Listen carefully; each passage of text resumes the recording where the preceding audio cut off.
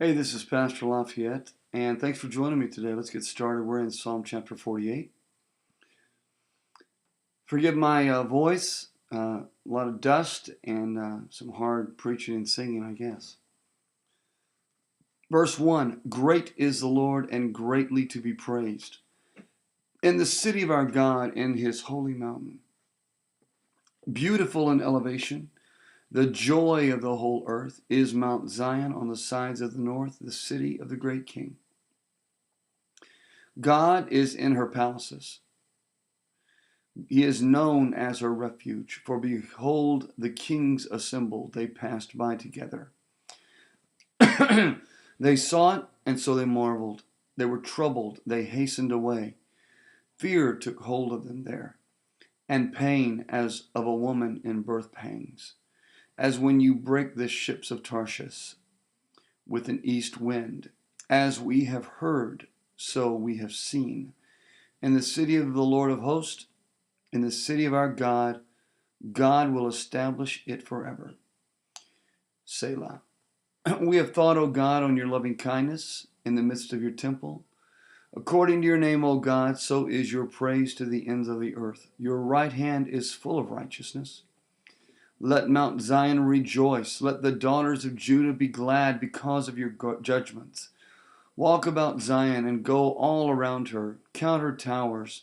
Mark well her bulwarks. Consider her palaces, that you may tell it to the generation following. For this is God, our God forever and ever. He will be our guide, even to death. Verse 1.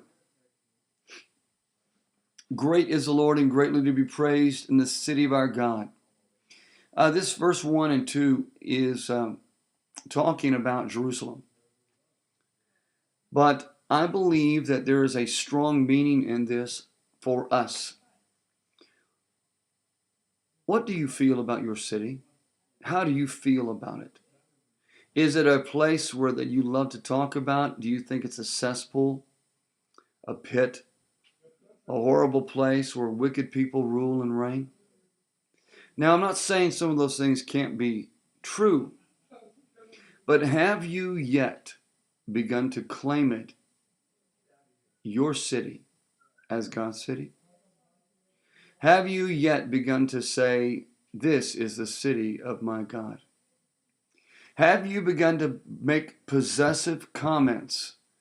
Lord, I thank you that you have given me this city and that this city is the city where you rule and reign, where Jesus is Lord, where Jesus is King.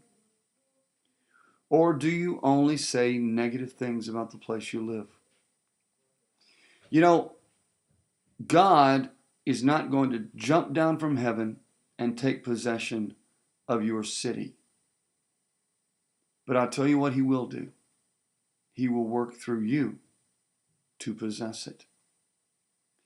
The question is, do you want to possess it? Do you want to control it? Do you want to take charge of it? Do you want to be responsible for the filth that's allowed in? Will you be responsible for things like education, prosperity, business? Will you take a responsibility, a personal responsibility? Will you pray for your city? Will you pray for the people in it, both the affluent and the poor, the wicked and the righteous? Will you call it yours? Will you then be able to say, great is the Lord in the city which belongs to him? You see, we have to take personal responsibility, or we fail God and his ultimate purposes.